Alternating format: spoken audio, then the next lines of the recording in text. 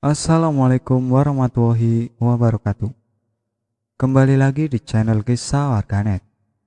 Kali ini saya akan menceritakan cerita yang berjudul Sawan Kuburan. Langsung saja kita ke ceritanya. Dia adalah Rani, bukan nama yang sebenarnya. Teman semasa kecilku. Kita tinggal di satu desa yang sama. Usianya lebih tua, 3 tahun dariku. Tapi di sekolah, dia hanya satu kelas di atasku. Karena dia pernah beberapa kali tidak naik kelas. Walaupun begitu, dia adalah orang yang sangat baik, gampang bergaul, dan cantik. Dia juga dikenal sebagai anak yang penurut. Dia sering dimintai tolong oleh tetangganya. Dari hanya sekedar ke warung, sampai dimintai tolong untuk menyapu dan mengemong anak tetangganya bila tetangganya sedang sibuk, dan tidak hanya di satu rumah saja. Namun Rani mulai berubah saat dia memasuki sekolah menengah pertama. Gosip mulai beredar bahwa Rani sudah berani pacaran, bahkan sudah berani membawa pacarnya ke rumah. Saat itu dia masih kelas 1 SMP. Ibuku mulai melarang aku bermain dengan Rani. Ibuku bilang, dia bisa membawa dampak buruk bagiku. Dan saat itu juga, aku kelas 6 SD, yang artinya aku harus fokus dengan ujian. Hari kelulusan pun tiba, aku mendaftar di sekolah yang sama dengan Rani. Dan saat aku sudah mulai bersekolah di SMP itu, aku sering berpapasan dengan Rani. Namun apa? Saat aku menyapa dia seperti tidak mengenal aku. Dan mulai saat itu, aku sudah tidak mau menyapanya lagi. Singkat cerita, saat aku sudah kelas 2 SMP, aku kembali bermain dengan anak-anak di desaku. Sebut saja dia Lita dan Ranti, bukan nama sebenarnya. Yang ternyata mereka sekarang sudah berteman dekat dengan Rani. Saat itu, aku, Lita, dan Ranti sedang duduk di jembatan yang terbuat dari bambu di dekat sawah. "Cak, lihat film horor yuk," ajakan Lita membuat aku penasaran. "Film yang apa, Tak? Terus nonton di mana?" "Di tempatnya Mbak Rani. Mbak Rani punya DVD horor banyak," jawab Lita, yang disusul teriakan setuju oleh Ranti. Lita dan Ranti memang usianya lebih muda dariku, jadi dia memanggil Rani dengan sebutan Mbak. "Ya udah, ayo, aku ikut aja. Tapi aku gak enak sama Rani, lama gak main." Ada rasa tidak nyaman dan takut karena mengingat kejadian waktu di sekolah saat Rani mengabaikan aku. "Sudahlah, gak apa-apa. Kayak sama siapa? Mbak Rani kan orangnya enakan." Ranti membujuk sembari menarik tanganku untuk bangkit. Dan kita pun berjalan menuju rumah Rani. "Tok, tok, tok. Mbak Rani, Mbak Rani, di rumah apa tidak, Mbak?" Ranti mengetuk pintu sambil memanggil Rani. Keluarlah Rani dengan muka lusuh dan rambut acak-acakan. "Sehat, Ran?" Aku mencoba membuka obrolan dengan Rani. Rani tersenyum. "Tumben keluar, Cak. Biasanya ngurung di rumah terus," jawab Rani sembari mengucek-ngucek matanya. Sepertinya dia baru bangun tidur. "Iya, Ran. Kan udah gak ujian, jadi boleh main lagi." Terjadi kekakuan antara aku dan Rani. Mbak Rani enak banget, baru bangun tidur. Lita yang sepertinya menyadari kekakuan itu pun langsung mengalihkan pembicaraan. "Ita, lagi gak ngapa-ngapain ya, enaknya tidur. Lah ini kamu mau pada kemana?" "Lah, ke rumahnya Mbak Rani lah, kan udah di sini. Mau pada nonton film horor, Mbak." Setelah Rani mempersilahkan kita masuk, kita mulai menonton film horor. Saat itu suasana sudah normal. aku dan Rani sudah akrab lagi seperti dulu. Keadaan rumah Rani sangat sepi. Ibu, bapak, dan kakaknya sedang bekerja. Adiknya dititipkan ke rumah neneknya Rani di desa seberang. Karena itu, kita bisa bebas melakukan apa saja di sini, seperti tidur-tiduran, masak mie instan, dan lain-lain. Setelah selesai menonton 2 film dan sudah kenyang karena makan mie instan, kita bersantai sambil tidur-tiduran. Tiba-tiba ada yang mengetuk pintu. Rani langsung keluar. Dari dalam terlihat ada 2 orang laki-laki tanggung masuk ke rumah tersebut dan duduk di ruang tamu. "Tak, itu siapa?" Aku yang penasaran bertanya ke Lita, yang hanya dijawab dengan gelengan kepala. "Itu pacarnya Mbak Rani, namanya Aryo, anak desa Kak," jelas Ranti. Aku dan Lita cuma karena hari sudah semakin sore, aku mengajak Lita dan Ranti untuk pulang. "Pulang yuk, tapi lewat belakang aja. Malu kok kalau lewat depan ada itu. Belakang dikunci pintunya kok," sahut Ranti, yang berarti mau tidak mau kita harus lewat pintu depan. Saat melewati ruang tamu, terlihat pemandangan yang membuatku tidak nyaman. Rani sedang duduk. Ada laki-laki yang tiduran di pangkuannya. Sedangkan ada satu laki-laki yang benar-benar tidur di kursi depannya. "Ran, aku pulang dulu ya, udah sore."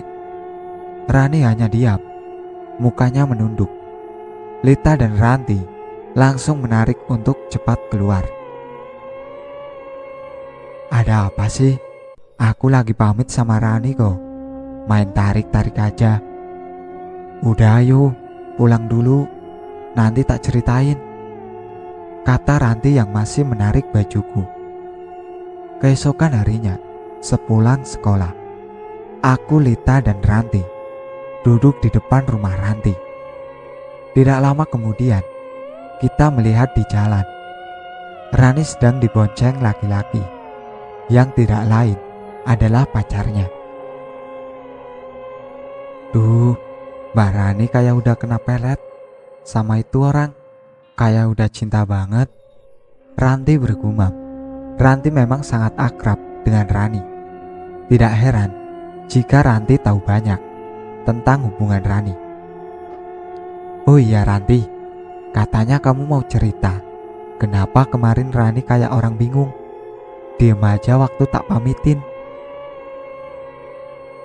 Ranti mulai bercerita. Percaya gak percaya ya, tiap aku nemenin Mbak Rani pacaran sama Aryo, pasti Mbak Rani jadi beda banget. Kayak bukan Mbak Rani. Kalau ditanya, kadang gak nyambung. Mendengar perkataan Ranti, Lita melotot dan menonyor kepala Ranti. "Ngawur, masa iya anak kayak gitu bisa melet?" Gak percaya banget sih. Tanya aja tuh sama Eca, kemarin pas dipamitin gimana. Udah, Rani emang kemarin kayak gitu, tapi belum tentu itu karena dipelet. Memang Rani sekarang seperti bukan Rani yang dulu, tapi saat itu aku tidak yakin dengan apa yang Ranti bicarakan. Tapi di desa, rumor tentang Rani semakin banyak beredar. Mulai dari ada yang melihat Rani berboncengan motor dengan 2 laki-laki, Rani di tengah. Ada juga yang bilang kalau melihat Rani pacaran malam-malam di lapangan. Bahkan ada yang melihat Rani sedang pacaran di kuburan. Rumor-rumor itu sampai di telinga ibuku. Ibuku langsung mewanti-wanti supaya aku tidak main lagi dengan Rani. Aku tidak tahu rumor itu semua benar atau tidak. Tapi yang jelas, nama Rani sudah sangat jelek di desa. Tapi yang membuat orang-orang heran adalah orang tua Rani tidak merespon apapun. Bahkan ibuku bercerita, Saat di arisan, Ibu Rani bilang semua rumor itu tidak benar dan dia sangat percaya pada anaknya. Sampai pada suatu sore, saat Lita sedang main di rumahku, dia bercerita bahwa tadi siang saat sepulang sekolah, Rani meminta Lita untuk menemani dia di rumah. Dan ternyata Aryo datang. Rani menyuruh Lita untuk masuk ke ruang TV dan mereka berdua masuk ke dalam kamar Rani. Setelah bosan menonton TV, Lita yang penasaran dengan apa yang Rani lakukan di dalam kamar. Dia berusaha mengintip di celah pintu yang tertutup. Namun Lita tidak bisa melihat apa-apa. Jadi dia memutuskan untuk mengambil kursi plastik dan mengintip lewat lubang ventilasi di atas pintu. Betapa terkejutnya Lita. Itu adalah pertama kalinya dia melihat orang sedang berhubungan badan secara langsung. Lita yang takut, merinding dan jijik langsung lari keluar lewat pintu belakang. Lita tidak peduli dengan suara kursi jatuh yang tadi dipijaknya. Untung pintu belakangnya gak dikunci. Sumpah aku jijik banget. Lah terus gimana tak? Rani berarti tahu kalau kamu ngintip. Gak mau urusan lah Cak. Mau dia tahu, mau enggak. Intinya aku udah males temenan sama dia. Pacarnya keterlaluan. Saat itu aku mulai berpikir, bagaimana bisa Rani yang dulu ku kenal sebagai anak yang baik dan penurut bisa berbuat seperti itu. Sejak saat itu, aku dan Lita menjaga jarak dengan Rani, tapi tidak dengan Ranti. Dia malah semakin akrab dengan Rani. Dimanapun ada Rani, pasti akan ada Ranti yang mengikutinya. Walaupun terkadang Ranti masih mau bermain dengan aku dan Lita, tapi Ranti sangat tidak terima kalau Lita menasehatinya untuk menjauhi Rani. Dan tibalah hari di mana Rani lulus SMP. Orang tuanya membelikan dia motor baru. Dan disinilah sesuatu yang bisa dibilang petaka itu dimulai. Walaupun hidup dan mati, seseorang sebenarnya sudah diatur oleh Yang Maha Kuasa. Suatu sore, satu desa digembarkan dengan kabar kecelakaan tunggal yang dialami oleh Rani menggunakan motor yang baru dibelikan oleh orang tuanya. Rani menabrak pembatas jembatan yang ada di perbatasan desa. Menurut saksi, saat itu Rani mengendarai motor dengan kecepatan tinggi. Setelah itu, Rani dibawa ke rumah sakit. Untunglah luka yang tidak terlalu parah, hanya lecet di tangan dan kaki. Ada satu luka bengkak, lutut sebelah kiri, setelah pulang dari rumah sakit. Beberapa warga, termasuk ibuku, mengunjungi rumah Rani untuk menjenguk Rani. Ibuku bercerita saat sedang menjenguk Rani. Rani terus merintih kesakitan sambil memegang lututnya yang bengkak. Apa nggak di-scan bu di rumah sakit? Bisa aja patah tulang, tanyaku pada ibuku. Katanya ibunya Rani udah diperiksa semua, udah dicek nggak ada patah tulang. Terus katanya udah dikasih obat pereda nyeri, tapi Rani masih merintih terus. Aku dan Lita ingin sekali menjenguk Rani, tapi tidak boleh oleh ibuku. Katanya nanti kena sawan, karena tempat kecelakaan itu terkenal angker. Jadi aku hanya menanyakan kabar Ranti tiap harinya kepada Ranti. Menurut Ranti, setelah beberapa hari, Rani sudah semakin membaik. Luka-lukanya sudah mulai mengering, tapi tidak dengan bengkakan di lututnya. Bengkakan itu masih ada, tidak mengecil. Tapi kata Rani, sudah tidak terlalu sakit. Sedikit nyeri saja. Setelah beberapa lama aku tidak pernah melihat Rani. Akhirnya aku melihat dia sedang berjalan sendirian, mengenakan kemeja putih dan rok hitam, sambil membawa map coklat. Aku mencoba untuk menyapanya. "Mau kemana, Ran? Rapi sekali." Rani tersenyum dan menghampiri aku. "Mau ngelamar kerja di PT X, Cak. Aku belum berani bawa motor, jadi mau ngangkut aja nanti di jalan. Kamu mau berangkat sekolah apa?" "Iya, Ran, bareng yuk." Aku berjalan bersama Rani. Kita ngobrol cukup banyak. Rani bercerita bagaimana dia bisa mengalami kecelakaan. Rani bilang saat akan melewati tikungan sebelum jembatan, Rani merasa motornya seperti didorong angin yang sangat besar.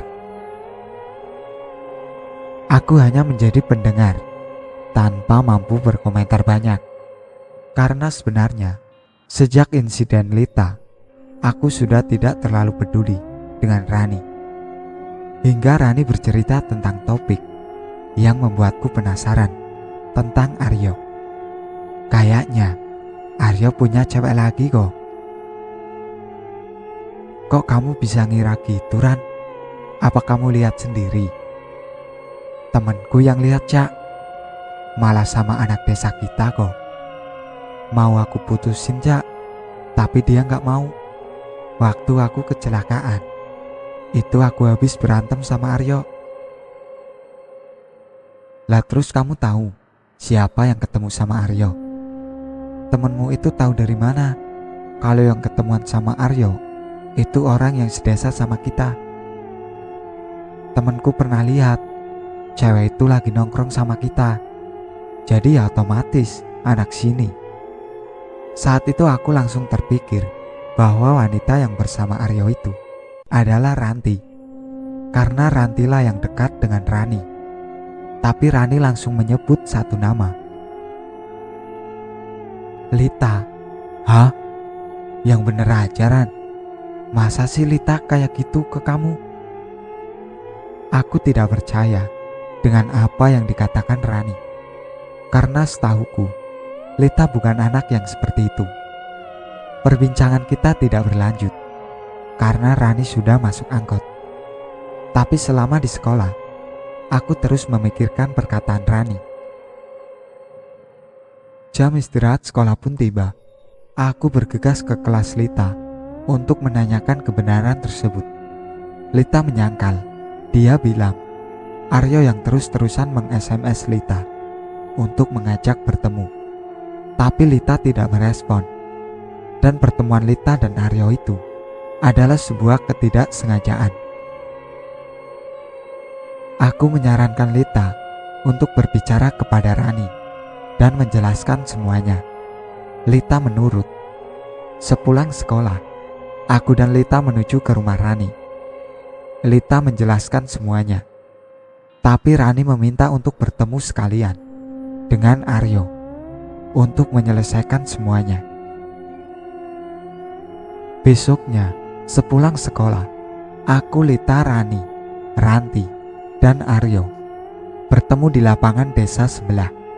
Di depan lapangan itu ada sebuah TPU yang sangat sepi. Di situ Aryo bilang bahwa dia menyukai Lita, tapi dia tidak mau putus dengan Rani. Lita langsung menolak perkataan Aryo karena jelas Lita tidak menyukai Aryo. Rani yang saat itu merasa sangat direndahkan oleh Aryo mencoba untuk pergi melewati kuburan yang langsung dikejar oleh Aryo. Ranti saat itu sangat marah melihat apa yang terjadi. "Udahlah, tolong ya, jangan cuma gara-gara cowok jadi ngerusak pertemanan kita. Ingat, kita itu masih muda, masih banyak cowok lain. Jadi gak usah ribut gara-gara cowok. Kita juga masih sekolah, Gak usah pacar-pacaran tak. Ranti berusaha menasihati semuanya, tapi perkataannya seperti hanya tertuju pada Lita. Lita marah karena merasa terpojok. Dia mendorong Ranti. Ranti jatuh ke tanah. Rani tidak terima melihat Ranti didorong Lita. Dia berusaha menyerang Lita, tapi Lita bisa menghindar. Dan akhirnya Rani sendiri yang jatuh. Lututnya yang bengkak membentur nisan. Sontak Rani berteriak, "Anjing, bajingan kamu semua ya, bangsat." Melihat Rani tersungkur, aku langsung menolong dia. Aku memapa dia. Terlihat lututnya berdarah. Aku sangat bingung bagaimana menyelesaikan masalah yang bahkan aku sendiri belum pernah mengalaminya. Karena bingung, aku menangis memohon kepada Lita, Ranti, dan Aryo supaya menyudahi semuanya. Akhirnya kita bersama-sama memapah Rani untuk pulang. Sesampainya di rumah Rani, ibuku langsung datang dan menyaratku untuk pulang.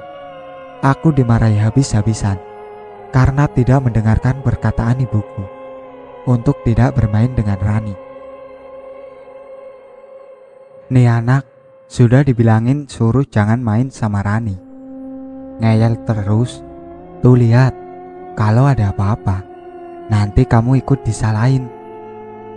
Aku belum sempat menjelaskan apa yang terjadi, tapi ibu terus memarahiku.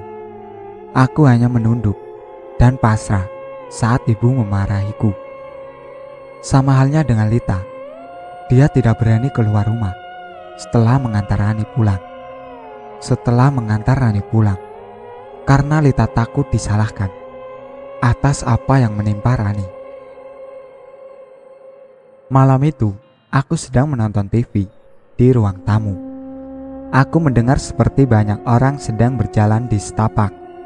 Aku mencoba mengintip di balik gorden. Ternyata itu keluarga Rani.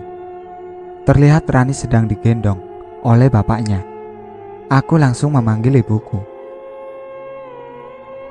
Bu, Rani bu. Ibuku langsung menghampiriku karena penasaran. Ibuku membuka pintu dan memanggil ibunya Rani. Mbak Sri, mau pada kemana? Itu Rani kenapa? Rumah sakit, jawab ibu Rani singkat. Terlihat di ujung setapak ada mobil yang sedang menunggu. Bu, Rani kenapa ya bu? Ibu yang gak tahu. Lah tadi lututnya Rani sampai luka itu gimana? Aku menceritakan semua pada ibu. Lalu ibu bertanya, di kuburan mana kejadiannya? Aku bilang bahwa itu di kuburan C. Muka ibu langsung berubah seperti orang ketakutan. Aduh, ibu harus bicara sama ibunya Rani, Cak. Ibuku langsung mengambil jaket. Eca ikut ya bu. Ibu hanya menatapku dan mengangguk.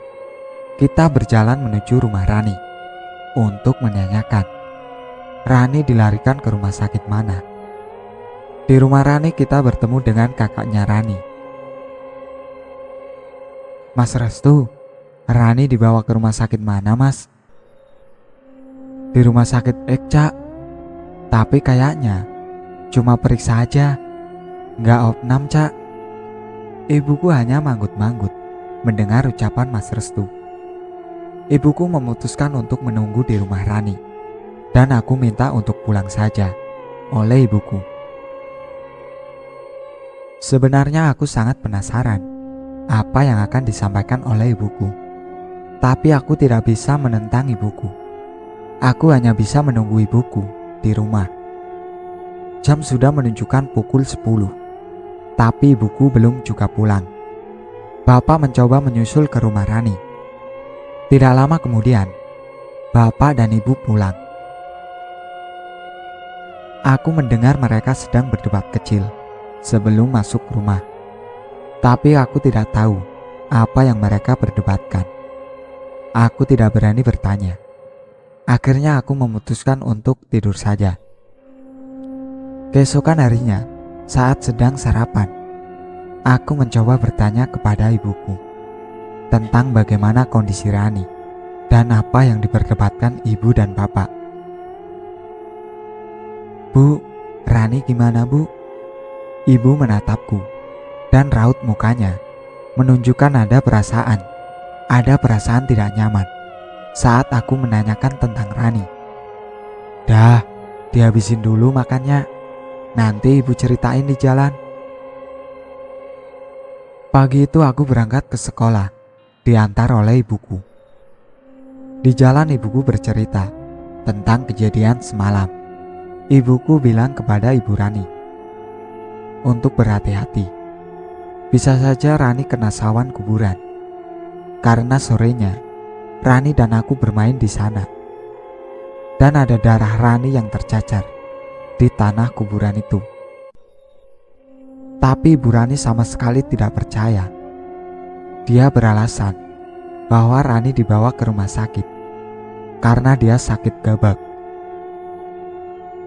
Saat bapak menyusul ibuku, bapak melihat ibu sedang berdebat dengan ibunya Rani. Saat pulang, bapak bilang untuk tidak usah ikut campur urusan orang lain. Saat itulah terjadi perdebatan kecil sebelum ibu dan bapak masuk ke rumah. Setelah itu, ibu bercerita kalau kuburan itu terkenal sangat angker. Berbeda dengan kuburan-kuburan lainnya yang ada di sekitar desaku. Ada 3 pemakaman umum lainnya. Jarang ada orang yang berani masuk ke TPU itu, walaupun siang hari. Saat ibuku masih remaja, dulu pernah ada sepasang kekasih yang pagi-pagi ditemukan terbujur kaku dengan posisi sedang berhubungan badan. Pernah juga ditemukan darah berceceran di area pembangunan rumah di depan kuburan tersebut. Tapi tidak diketahui itu darah milik siapa. Masih banyak lagi kejadian yang terjadi di tempat tersebut yang bila diceritakan mungkin akan jadi sebuah treat yang panjang. Sesampainya di sekolah, aku langsung mencari Lita ke kelasnya. Dia sedang duduk sendirian di dalam kelas sambil termenung. "Tak, kamu ngapain sih? Sendirian ngelamun?" Saat itu juga, Lita tiba-tiba menangis. Aku yang bingung langsung memeluk Lita dan mencoba menenangkan Lita. "Cak, aku takut Mbak Rani kenapa-napa gara-gara aku." Lita mencoba mengeluarkan isi hatinya. Lita merasa bersalah dan takut kalau sampai terjadi apa-apa dengan Rani. Karena Lita sudah mendengar bahwa semalam Rani dibawa ke rumah sakit. "Rani gak apa-apa, Tak. Rani itu dibawa ke rumah sakit karena gabakan, bukan karena kamu, bukan." Beberapa hari kemudian, ibuku bersama rombongan arisan pergi ke rumah Rani untuk menengok Rani. Katanya Rani belum sembuh. "Bu, Eca ikut ya." Ibuku dengan tegas menolak. "Jangan, nanti kena sawan." Ibuku tidak pernah mengizinkan aku untuk menemui Rani. Aku hanya bisa menurut karena aku tidak tahu apa yang akan terjadi kalau aku menemui Rani. Pernah suatu sore, Ranti mengajakku untuk menengok Rani setelah beberapa bulan sakit. Tapi aku tidak mau melanggar larangan ibuku. Jadi aku menolak ajakan Ranti. Ranti memaksa, tapi aku terus menolak. Sampai Ranti mengatai aku tidak setia kawan lagi, sama seperti Lita.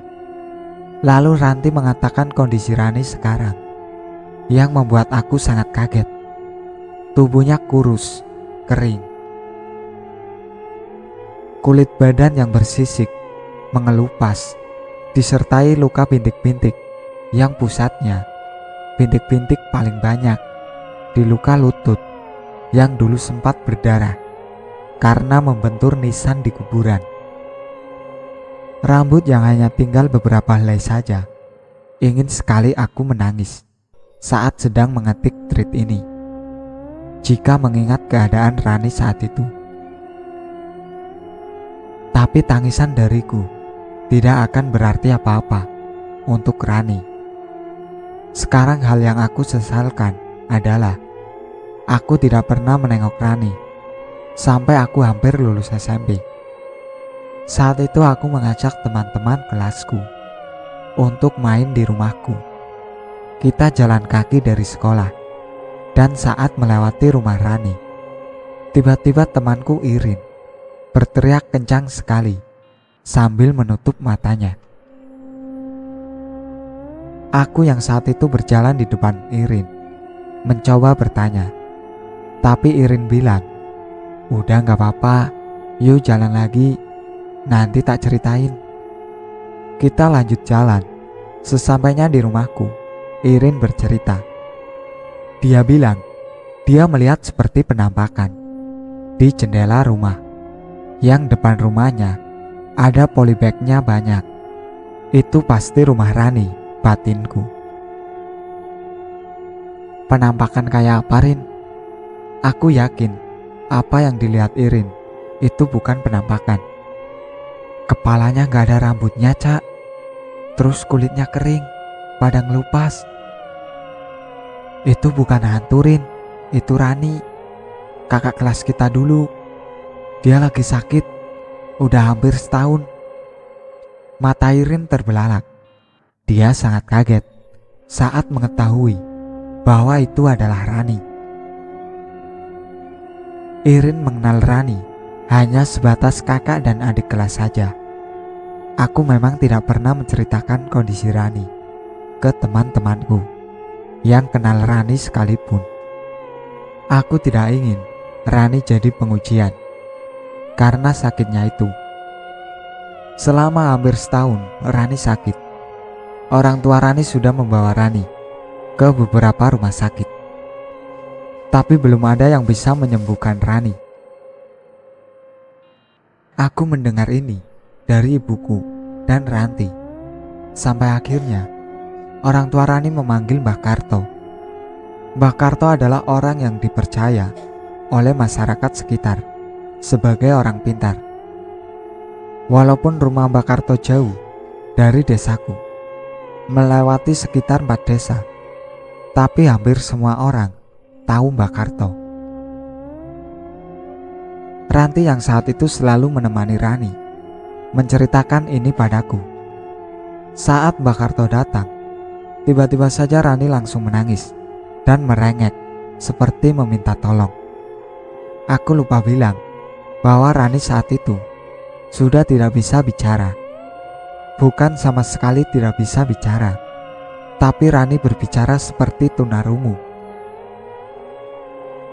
Mbah Karto menghampiri Rani, mengusap kepala Rani, dan memeluk Rani.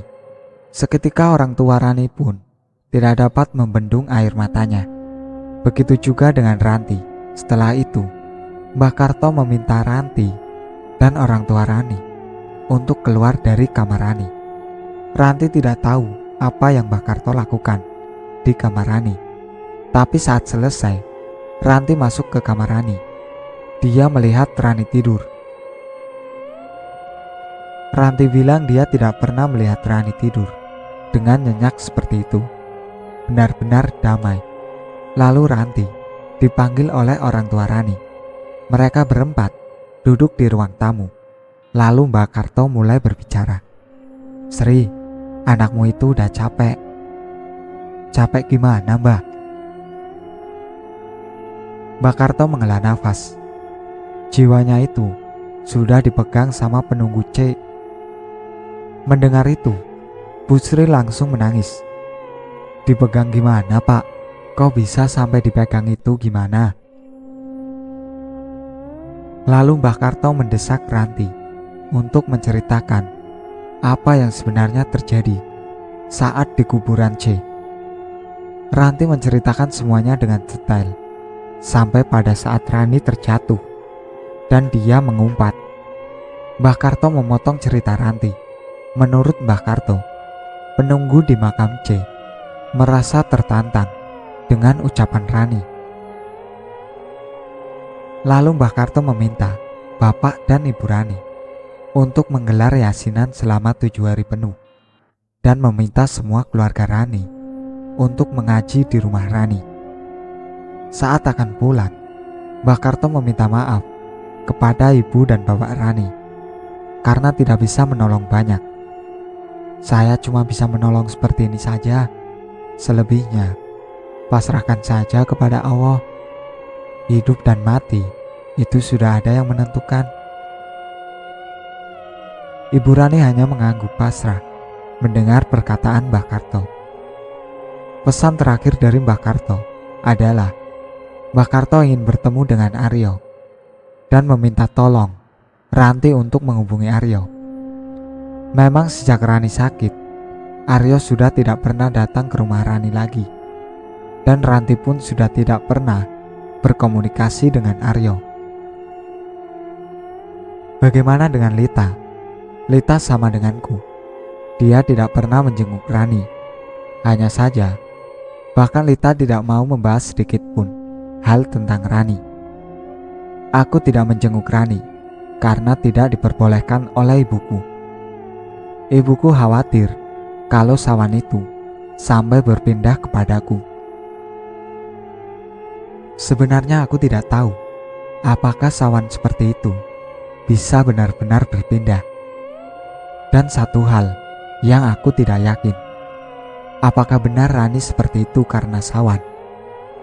Besoknya sepulang sekolah, Rani memintaku menemaninya ke rumah Aryo. Kita naik angkutan desa. Di jalan, Ranti banyak bercerita tentang keadaan Rani. Sesampainya di perbatasan desa, kita harus jalan kaki untuk sampai ke rumah Aryo.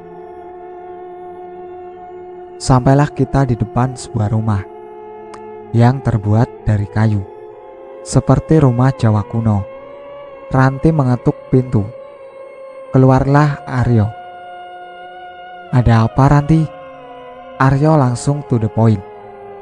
Tanpa mempersilahkan kita duduk, masuk Ranti menjelaskan maksud kedatangannya.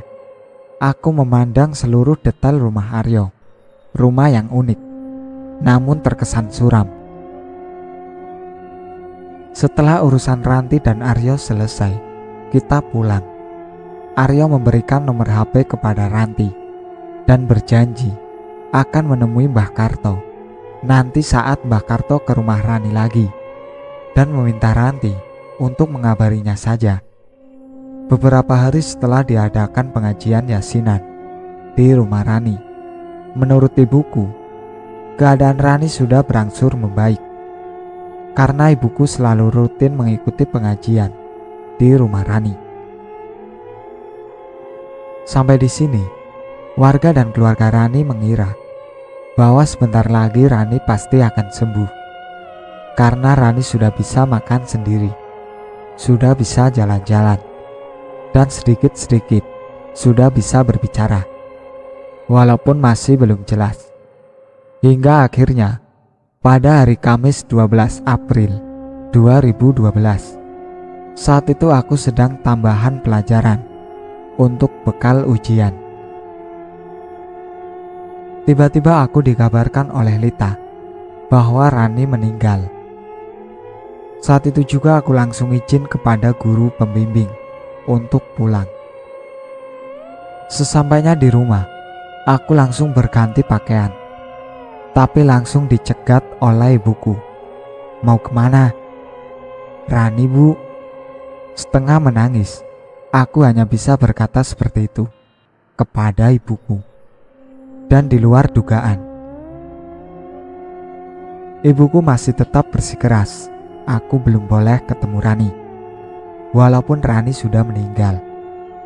Kamu boleh ke sana nanti kalau sudah 40 hari. Kenapa sih, Bu? Kenapa ibu seperti itu terus?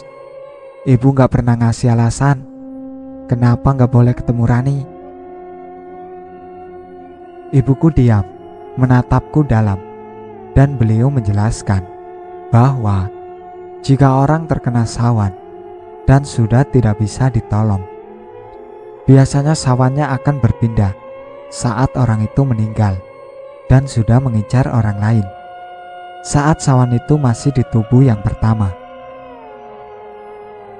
Lah, kok Ranti bareng terus sama Rani, Bu?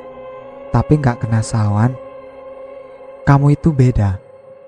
Mbah Kakung dulu itu suka nyimpen keris yang ada isinya. Lah, isinya itu ada yang ikut sama kamu dari kamu lahir. Karena kamu itu anak pertama dan cucu pertama, sama kayak Pak Lekmu, Lek Rian. Karena Pak Lekmu itu anak terakhir dan laki-laki sendiri, jadi kamu sering diliatin penampakan si dari kecil. Lah kalau Pak Lekmu itu jadi sering kena musibah waktu kecil karena badannya gak mau menerima. Aku sudah pernah diberitahu hal itu oleh Mbah Kakung saat aku bertengkar dengan Bu Lekku, dan Mbah Kakung mewanti-wanti untuk jangan sampai menggunakan fisik. Cukup dengan mulut saja, karena jika sampai menggunakan fisik, maka Bu Lekku akan celaka. Tapi aku tidak menyangka ini akan jadi sekompleks itu. Bahkan sampai aku tidak boleh bertemu Rani. Aku terdiam, memikirkan perkataan ibuku. Sudah nurut saja sama ibu. Ibu gak mau kamu kenapa-napa. Ibu bilang sesuatu yang benar, buat kebaikanmu sendiri, jadi gak usah ngeyel. Rasa bersalah, hanya itu yang aku rasakan sampai sekarang. Karena tidak bisa menemani Rani, bahkan sampai akhir hayatnya. Setelah 40 hari, aku mengajak Ranti untuk ke rumah Rani, untuk bertemu dengan ibunya. Di rumah Rani, ternyata ada Mbah Karto. Saat aku salim dengan Mbah Karto, Mbah Karto membelai rambutku dan bertanya, "Anak cantik, Mbah Kakung sehat?" "Alhamdulillah sehat, Mbah." Mbah Karto hanya mengangguk dan tersenyum. Mbah Kakung dan Mbah Karto memang sudah berteman sejak lama. Ranti teringat dengan ucapan Aryo untuk mengabarinya apabila Mbah Karto sedang di rumah Rani. Karena saat Rani meninggal pun Aryo tidak datang untuk melayat. Tidak lama setelah Ranti mengabari Aryo, Aryo pun datang. "Sini masuk, Nak." Mbah Karto mempersilahkan Aryo untuk masuk. Mbah Karto diam sejenak menatap Aryo. "Ceritakan saja, Nak, apa yang mengganjal. Gak apa-apa." Aryo mengusap mukanya. Aku dan Ranti hanya diam memperhatikan. Dengan sabar, Mbah Karto mengusap punggung Aryo. "Saya takut, Mbah. Rani meninggal gara-gara saya." "Jangan keras-keras, Mas. Takut ibunya Rani dengar. Gak enak." Ranti mencoba mengingatkan Aryo, karena saat itu ibunya Rani sedang membuat teh di dapur. Dan benar, ibunya Rani keluar. "Kok bisa kamu bilang kayak gitu, Mas? Memangnya Rani kamu apakan?" Aryo terdiam. Mulutnya seperti dikunci. Dia hanya memandang ke bawah. Tidak lama, bapaknya Rani ikut bicara. "Sudah, sekarang kamu terus terang aja. Ini anak punya ilmu," ucap Mbah Karto seraya menunjuk Aryo. Aryo kaget mendengar pernyataan Mbah Karto. "Tapi sudah tidak saya amalkan, Mbah."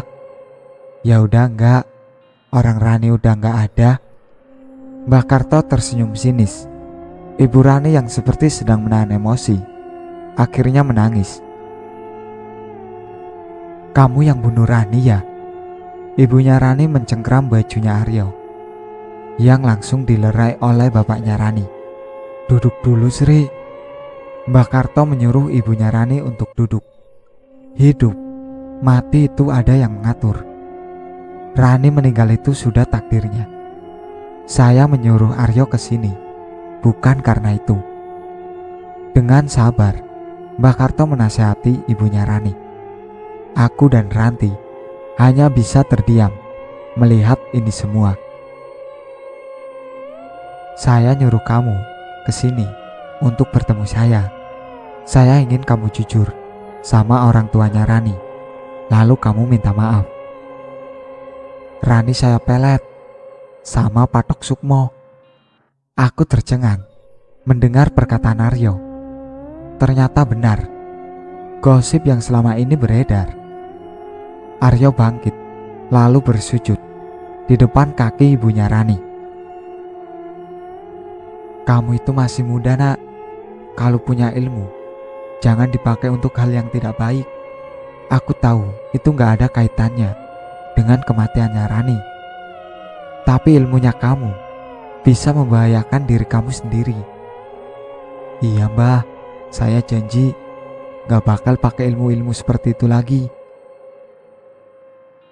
Ibunya Rani hanya bisa menangis mendengar permintaan maaf Aryo. Ada rumor-rumor beredar bahwa hantunya Rani gentayangan. Ada beberapa warga mengaku pernah bertemu dengan hantunya Rani. Tapi sampai sekarang aku tidak pernah bertemu atau dihantui oleh hantu tersebut. Itulah akhir dari cerita Sawan Kuburan. Sekian dari saya. Wassalamualaikum warahmatullahi wabarakatuh. Jangan lupa like, komen, dan subscribe channel ini.